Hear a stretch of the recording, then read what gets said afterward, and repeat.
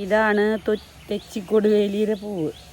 എൻ്റെ വീട്ടിൽ ഞാൻ കഴിഞ്ഞ കുറച്ച് നാൾ മുന്നേ വാങ്ങിച്ചു വെച്ചിട്ടുണ്ടായിരുന്ന തെച്ചിക്കൊടുവേലിയാണ്. അത് പൂവിട്ടതാണ് കേട്ടോ. ഈ കാണുന്നതാണ് തെച്ചിക്കൊടുവേലി. ഈ അലങ്കോലപ്പെട്ട് നിൽക്കുന്ന ഈ സാധനം ഇതേ കണ്ട. ഇതിൻ്റെ കുറച്ച് തണ്ടുകൾ ഞാൻ പൊടിപ്പിക്കാനായിട്ട് പൊട്ടിച്ച് വെച്ചിട്ടുണ്ട്. എൻ്റെ കയ്യിൽ ഒരുപാടുണ്ട്. ഇത് മാത്രമല്ല, ഈ നിൽക്കുന്നതും തെച്ചിക്കൊടുവേലിയാണ്. ഈ കാണുന്നതും തെച്ചിക്കൊടുവേലിയാണ്. പിന്നെ ഈ ചട്ടിയിലുണ്ട്. ഇത് കാട്ടുപന്നിയുടെ ശല്യം കുറയ്ക്കാൻ വേണ്ടിയിട്ട് പറമ്പുകളിൽ വെക്കുന്നതാണ്. നട്ടുപിടിപ്പിക്കുന്നത്. നട്ടുപിടിപ്പിച്ച് കഴിഞ്ഞാൽ ഇതിൻ്റെ കടക്കിലൊരു കിഴങ്ങുണ്ടാവും.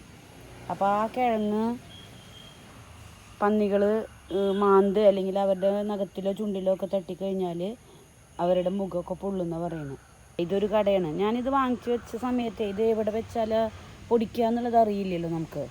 ഞാനിത് കണ്ണൂരിൽ നിന്ന് ഓൺലൈൻ വഴി വരുത്തിയതാണ് കേട്ടോ. അതിൻ്റെ തലകൾ ഒരു തലയായിട്ട് അങ്ങനെ ഒരു 10-30 തല ഞാൻ വാങ്ങിച്ചിട്ടുണ്ടായിരുന്നു.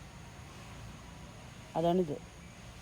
അപ്പം പല സ്ഥലങ്ങളിലായിട്ട് ഞാൻ കൊണ്ടുവന്ന് കുഴിച്ചിട്ട് നോക്കിയതാണ്. എല്ലാ സ്ഥലത്തും ഒരുവിധം പൊടിച്ചു.